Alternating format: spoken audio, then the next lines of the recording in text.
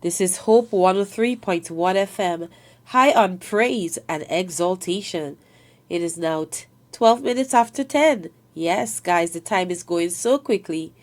This morning, as I said before, we have a representative from the Food and Nutrition Council, Mr. Kishon Williams. He's a nutritionist from the Food and Nutrition Council, and today we are going to talk about childhood obesity. So let's just bring on Mr. Williams. Let me make sure that he can hear me.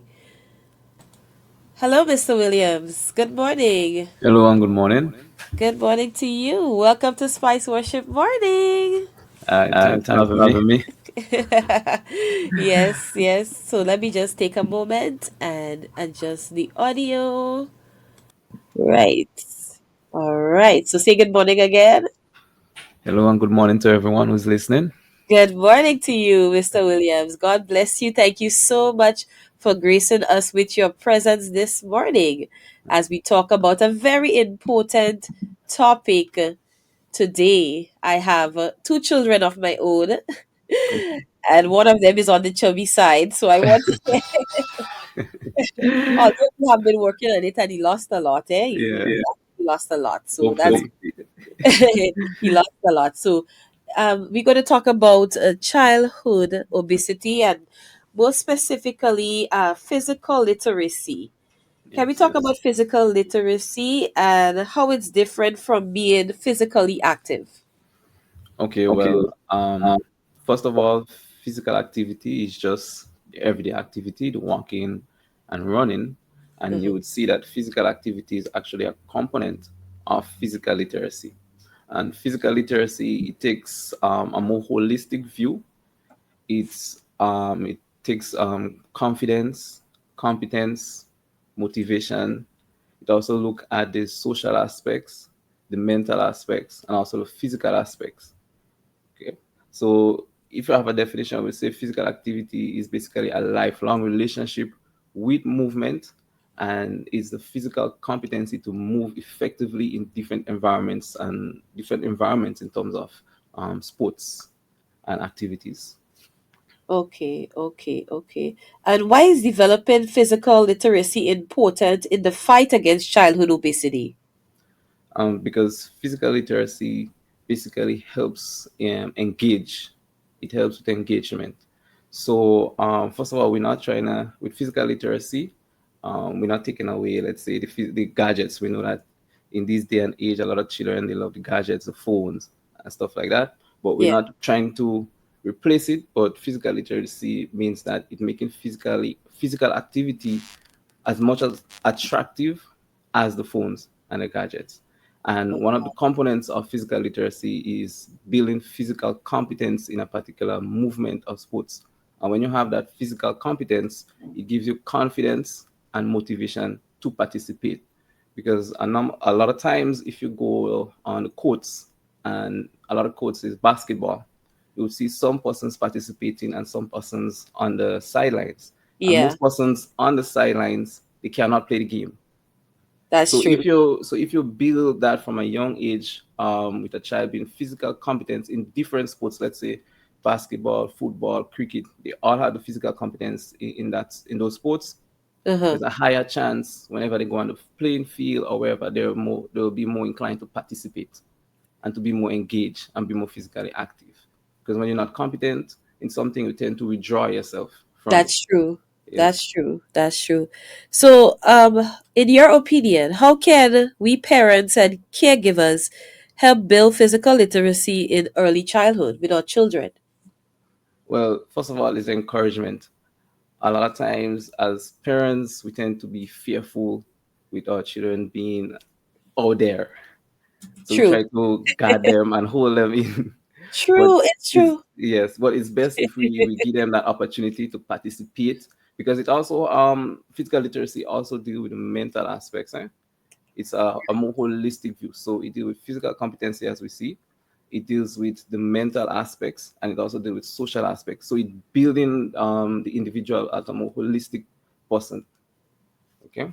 All right. All right. Well, that's true because my son, sometimes I want him to play sports, but then at the same time, sometimes I get a little nervous about it, especially the fact that, sometimes he's a little prone to get into accidents. Accidents, yes. So, I know children that play football or soccer and end up getting their foot broken or something like that. So Hmm. sometimes it's a little scary, but you're right. It doesn't have to be football, guys. It doesn't have to be soccer, but it could be some other sport like Yes. basketball. It can be tennis. It can be something else that they would enjoy playing. Now, I think some of the school has martial arts. Yes. Some Some of the of the school have schools have those. martial Yes. arts and They even stuff. have table tennis coming around as well. Right, Yeah. right. And even on that, as we're talking about the school, what role does the school have to play in providing or promoting physical literacy? And in your opinion, sir, is it being done enough, or is it, what do you think? Well, in schools, we know that we have a specified program, which is physical education, and it's just like a period throughout the day. Okay. But what we've seen is that we need the infrastructure. So we need infrastructures in school. So, like as I mentioned earlier, a lot of times when you go on the courts, you see basketball. But with physical literacy, it means that you're supposed to have a wide variety of sports in one area. So you have basketball playing on one side, football playing on the other side, cricket, and then even table tennis. So you have a wide variety because not one child might not like basketball, but then they have the option to go to football or table tennis and so forth. So basically, physical literacy is just having that option and that different types of activities so you can participate. And with the school, we don't have that infrastructure. We don't have that infrastructure. A lot of times you see we have like basketball courts, and if I don't like basketball, I wouldn't go on the basketball court. Maybe I might go True. to watch, but Yeah. I would not be physically active. And physical literacy is that you're so competent in different sports and activities is that wherever you go, you're more inclined to engage because you know the sports, you know the activity. All right. So if I Right. go on the beach and they're having a volleyball competition, because Uh-huh. I'm physically competent in it, I'm more motivated to participate. To participate. All right. Yes. Okay, okay. So then your advice is to offer maybe training in these different activities? Yes. So first of all, we need training in Uh-huh. these various different activities to a certain level, to a certain level of competency where they can be confident enough to participate. Because you could be, let's say, you're able to play basketball to a certain level, but you can still not be confident. And if you don't It's have true. that confident aspect of it, you're not motivated to participate. So you can play basketball to a certain level, but to the individual is still not confident. So that's why physical literacy takes these four pillars: physical competency, confidence, motivation, and participation. All right, all right. Yes. Thank you so much for that information. This just reminds me of guys, I just wanted to say to you that it's not always, I know sometimes it's very challenging for parents to do certain activities with their children. And sometimes, according to the community you might be living in, maybe when you're at work, you don't want the children to be out in the community, or there's nobody to stay with them or to be able to look at them and see what they're doing and so forth. So I know sometimes it's difficult, and one of the things that my husband and I did is that we bought one of those games for the television, those that you actually have to move in order to use it. So we have one of those games that you could play tennis on it. You could play basketball with it. So you must be moving, running. I remember me and my son playing, and I'm sweating, and he's just enjoying himself. And he's like, "Mommy, let's do it again." And I'm like, "Boy, I'm tired." So that game actually Yes. causing him to burn calories because he's moving. Yes. People He's moving the physically legs, active. he's moving his exactly. Yes. So parents don't just stick them on the iPad or stick them on whatever, but ensure that even if they have to be on these devices, that you find something that they may be able to do that will cause them and it motivate them to be active, to move their bodies. Right, Mr. Williams? Yes. And even one last thing, we will see that a lot of times when you bring children out, let's Yeah, say, to the playground and they have a device in their hand, when they meet other children, they normally would give up that that device is to true. participate That or is to true. go and have fun with other children. That So is once they true. have that option, they would choose to Exactly. be That active. is true. That is very Yeah, true. My son will just throw that device in the corner if his friend come to play, which is good, exactly. which is good because some children they don't want to move from that device regardless of what. But I believe as a society we have drifted a bit far away from community spirit. You know, growing up, this is all I knew to be Yes. outside underneath the house playing with stone, climbing up tree, bruising up my foot, having scars. I have scars all now from Yeah. climbing the plum tree and the skin up tree and Yeah. and playing basketball with the boys in the neighborhood and all these things, you know. So sometimes we have drifted so far away in order to say where we have become modern. But Mhm. not everything about modern is the best, you know, guys. So I just want to encourage us to let your children get to know the other children in the community also, get to know the other parents in the community, have a good rapport so that the children can play together and you can feel comfortable that you know who your children are playing with. You know, don't get too, let us not come to like the foreign countries and just lock up ourselves in our homes.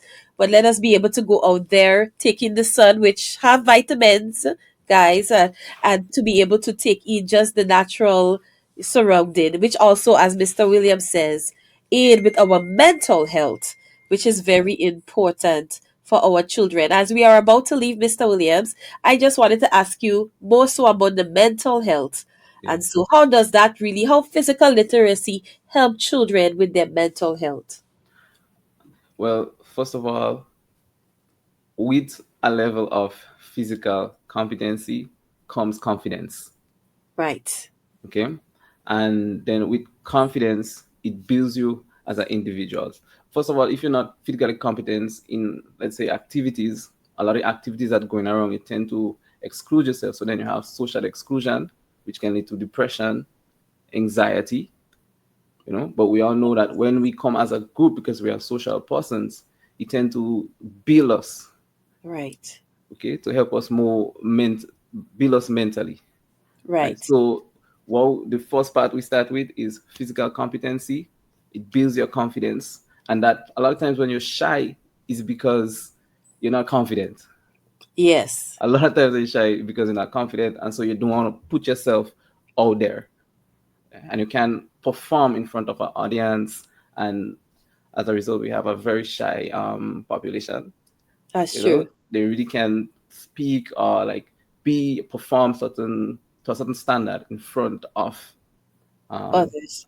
others. Yes. Yeah, yeah. Okay. All right, Mr. Williams. So thank you so much for gracing us with your presence today. I truly appreciate you. And I just wanted to ask if there are any last words you wanted to say to our audience before you leave.